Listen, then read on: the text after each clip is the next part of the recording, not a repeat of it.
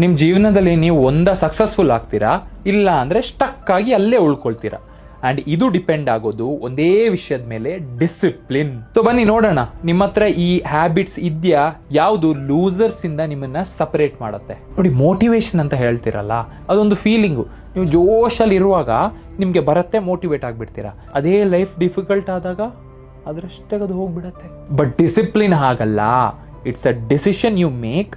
ಕಷ್ಟ ಬರ್ಲಿ, ಸುಖ ಬರ್ಲಿ, ಏನೇ ಇದ್ರೂ ನೀವು ಡಿಸಿಪ್ಲಿನ್ ಆಗಿ ನಿಮ್ ಕೆಲಸನ ಮಾಡ್ತೀರಾ. ಮೋಟಿವೇಶನ್ ಇಂದ ನೀವು ಸ್ಟಾರ್ಟ್ ಮಾಡ್ಬಿಡ್ತೀರಾ, ಬಟ್ ನೀವು ಡಿಸಿಪ್ಲಿನ್ ಆಗಿದ್ರೆ ಮಾತ್ರ ನೀವು ಅದನ್ನ ಕಂಟಿನ್ಯೂಸ್ ಆಗಿ ಮಾಡ್ತೀರಾ.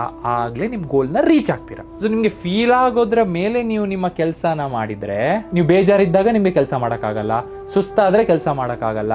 ಅದೇ ವಿನ್ನರ್ಸು ಅವ್ರ ಮೂಡ್ ಮೇಲೆ ಕೆಲಸ ಡಿಪೆಂಡ್ ಮಾಡಲ್ಲ.